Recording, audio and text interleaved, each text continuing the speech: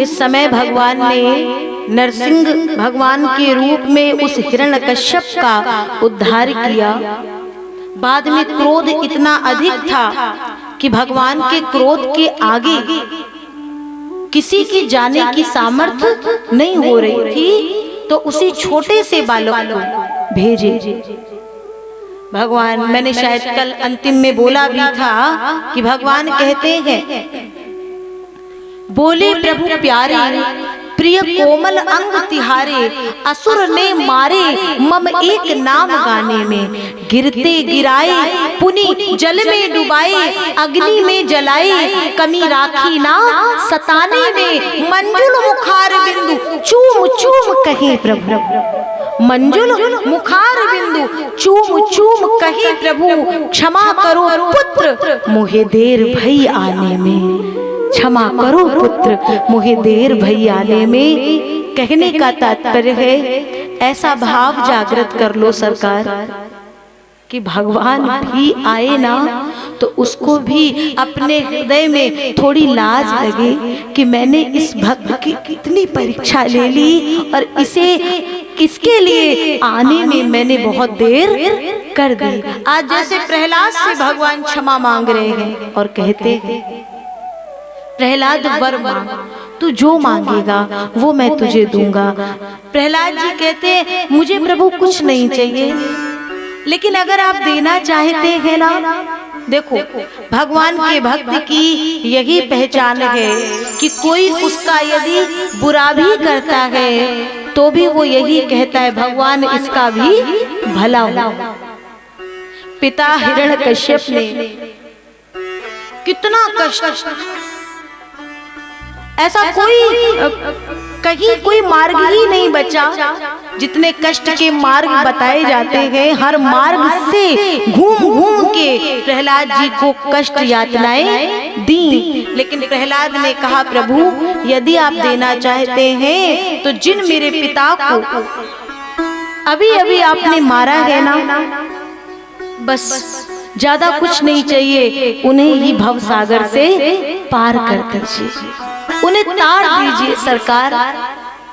नरसिंह भगवान जो अभी इतने क्रोध में थे, प्रहलाद के सुकोमल वचन सुन करके भगवान के नेत्रों से झरझर अश्रुपात होने लगे।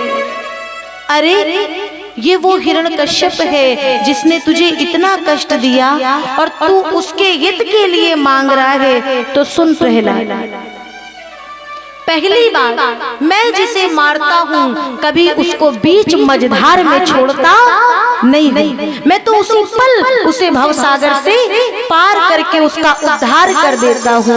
और दूसरी बात, जिस कुल में जिस वंश में तुझ जैसा मेरा भक्त जन्म ले लेता है, उसके जन्म लेने के साथ ही उस कुल की उस वंश की 21 पीढ़ियां अपने आप तर जाती है। उनके तरण तारण के लिए कोई उपाय की आवश्यकता नहीं पड़ती है। ध्यान देना, अपने बच्चों को डॉक्टर बनाओ, इंजीनियर बनाओ, कोई अधिकारी बनाओ, IAS PCS बनाओ, लेकिन जिस वंश से कोई एक बच्चा भी यदि धर्मात्मा निकल जाता है, यदि उसके भीतर संतत्व आ गया, तो उस वंश की 21 पीढ़ियां उस बच्चे से अपने आप तर जाएंगी। उनके लिए भगवान नारायण भी कोई प्रश्न पूछते नहीं है। आज लोग कहते हैं, नहीं नहीं हमें डर लगता है मेरा बेटा कहीं बाबा ना बन जाए। बाबा बनने और बाबा होने में बड़ा फर्क है। आज की स्थिति क्या है बाबा जी बनने में? घर में हुई खटपट, घर में हुई खटपट तो चलो गुरुजी के मठ पर, और गुरुजी ने बांधी चोटी और बोले मांग खा बेटा रोटी, बन गए बाबा। कोई कठिनाई है? आज बाबा कब बनते गए? गोस्वामी तुलसीदास जी की चौपाई, नारी मुई घरे संपत नासी, नारी मुई घरे संपत नासी, मुड़े मुड़ाए भय सन्यासी, मुड़े मुड़ाए भय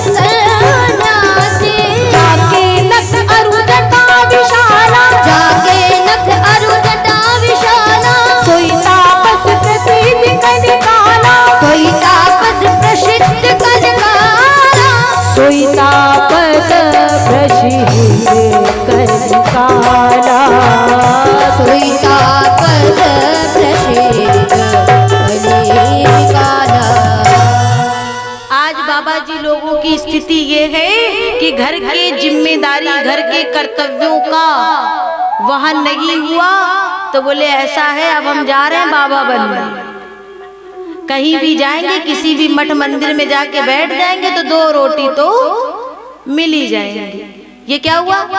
ये बाबा बन गए हैं लेकिन बाबा हुए नहीं हैं। चोला रंगने से कोई सन्यासी नहीं बन जाता है। और आज कलिकाल की स्थिति यही है कि मन न रंगाए रंगाए जो भी कपड़ा।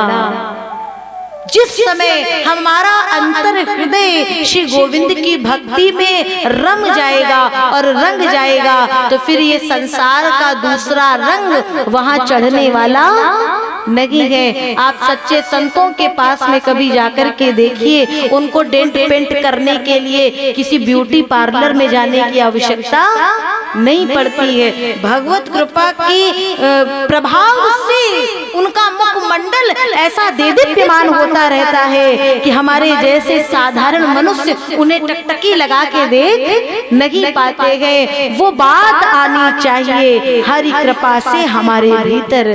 सुखदेव जी कहते हैं, परीक्षित मनुष्य की यही भ्रांति है, कोई कहे कि मुझे भगवान नहीं मिलते तो एक बार जरा प्रहलाद चरित्र के इस पावन प्रसंगों को सुन ले या पढ़ ले, उसे पता चलेगा कि भगवान मिलते हैं, किसी भी स्थिति में किसी भी अवस्था में अवश्य मिलते हैं।